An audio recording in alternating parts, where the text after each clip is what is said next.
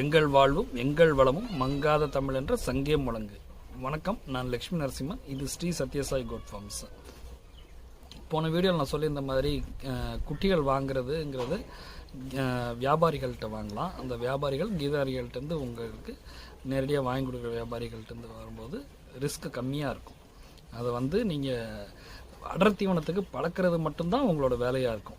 பெரும்பாலும் நோய் தொற்று ரொம்ப கம்மியாக இருக்கும் அந்த குட்டிகளுக்கு. இன்னும் நல்ல அந்த கீதாரிகிட்ட எந்த நோய் தொற்றும், அந்த ஒரு 300-400 ஆடு வச்சுருக்கிற கீதாரி எந்த நோய் தொற்றும் இல்லாமல் வச்சுருக்காருன்னா அங்கே பார்த்து செலக்ட் பண்ணி எடுத்துகிட்டு வரும்போது பெரிய அபாயம் உங்களுக்கு இருக்காது.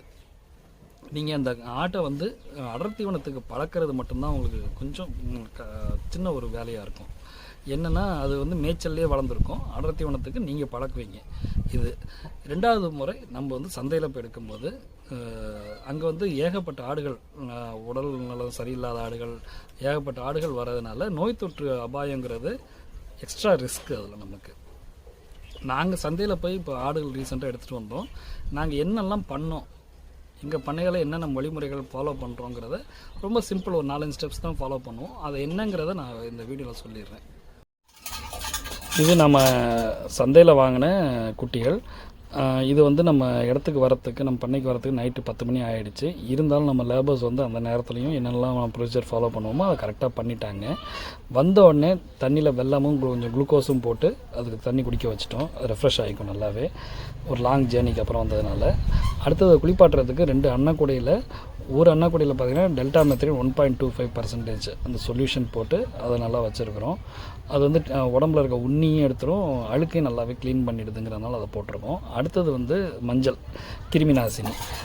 எதாவது சின்ன காயங்கள் எதாவது இருந்துச்சுன்னா அதை கம்ப்ளீட்டாக சரியாயிடுங்கிற ஒரு நம்பிக்கையில் நாங்கள் ரெகுலராக அதை மஞ்சளில் நல்லா வாஷ் பண்ணிவிடுவோம். இதுக்கு அடுத்தது ஆக்சிடெட்ராசைக்ளின் லாங் ஆக்டிங் ஆன்டிபயோட்டிக் கம்பல்சரியாக நாங்கள் கொடுத்துட்றோம்.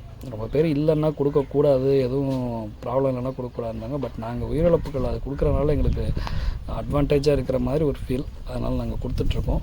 அது லாங் ஆக்டிங், ஒரு 24 ஹவர்ஸ்க்கு மேலேயே அது ஒர்க் பண்ணும் அப்படிங்கிறதுனால அதை கொடுத்துட்றோம். எல்லா ஆடுகளுக்குமே உயிரிழப்பை தவிர்க்கிறதுக்கு செஞ்சிடறோம். இதை செஞ்சுட்டு இதுங்கெல்லாம் வெளியிலேருந்து வந்ததுங்க தனியாக ஒரு இடத்துல ஒரு ரூமில் போட்டு நாங்கள் லாக் பண்ணி வச்சுருவோம்.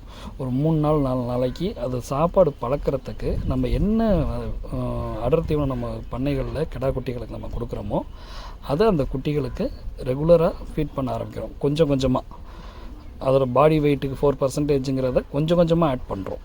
0.5%. அப்புறம் இது எல்லாமே மேய்ச்சலில் இருந்த குட்டிகள்ங்கிறதுனால இதுக்கு அடர் தீவனம் என்னென்ன பெருசாக தெரிஞ்சிருக்காது. அது கூட பழகிறதுக்கு ஒரு குட்டி நம்மகிட்ட ஏற்கனவே இருக்கிற ஒரு குட்டியை கூட போட்டோம்னா நல்லா பழகி அது நல்லா சாப்பிட ஆரம்பிச்சிடுது ஒரு வாரத்துக்குள்ளே. இது சாப்பிட்றதுக்கு நம்ம போடும்போது புதுசாக இது அதிகமாக அடர் தீவனம் எடுக்குது அப்படிங்கிறதுனால நம்ம லிவர் டானிக் பார்த்திங்கன்னா நாங்கள் எப்போயுமே புரோட்டோனேஸ் யூஸ் பண்ணிடுறோம். ஒரு நாளைக்கு அந்த ஃபீட்லேயே மிக்ஸ் பண்ணி தனித்தனியாக கொடுக்குறது சிரமமாக இருக்கும் அப்படிங்கிறதுனால ஃபீட்லேயே மிக்ஸ் பண்ணி இதை கொடுத்துட்றோம். 3ஆவது நாள் பிபிஆர் கன்ஃபார்மாக போட்டுடுறோம். நம்ம 3ஆவது நாள் பிபிஆர் போட்டுடுறோங்கிறதுனால எல்லாமே அவ்வளோதான் சரியாயிடுச்சு, அந்த குட்டிகளுக்கு எதுவுமே இன்னும் ப்ராப்ளம் வராது அப்படிங்கிறதெல்லாம் கிடையாது. அதுக்கப்புறமும் நம்ம ஒரு 10 நாளாவது மினிமம் நம்ம அதை க்ளோஸாக வாட்ச் பண்ணிகிட்டு இருந்துட்டு ஏதாவது சிம்டம்ஸ் தெரியுதா. ஏன்னா பிபிஆர் இன்ஜெக்ஷன் நம்ம போட்ட பிறகு அது எஃபெக்ட்டுக்கு வரத்துக்கு 18 நாள் ஆகிடும். ஸோ அந்த இன்பிட்வீன் கேப், அந்த நீங்கள் போடுறதுலேருந்தும் இதுக்குள்ளே ஏதாவது அதுக்கு உடம்பு சரியில்லாமையோ ஏதாவது டயர்டாக இருக்கா. சில சமயங்களில் பார்த்தீங்கன்னா புதுசாக இடம் வந்திருக்கா, தண்ணி எடுக்கும்போது அந்த லிவர் இன்ஃபெக்ஷன் ஆகும். அதெல்லாம் என்ன ஆகுதுங்கிறத நீங்கள் க்ளோஸாக மானிட்டர் பண்ணிகிட்டு இருந்தால் தான் இறப்புகள், அதாவது இறப்புங்கிறது உங்களுக்கு லாஸ். நீங்கள் எடுத்துகிட்டு வர டோட்டல் ஒரு 420 ரூபாய்க்கு வாங்கிட்டு வரீங்க அப்படின்னா 430 ரூபாய்க்கு மாறிடும் அந்த பேட்ச். உங்களோட லாஸை ரொம்ப மினிமைஸ் பண்ணி சரி பண்ணி இந்த லாபமாக எடுக்கிறதுக்கு வசதியாக இருக்கும். நன்றி, வணக்கம்.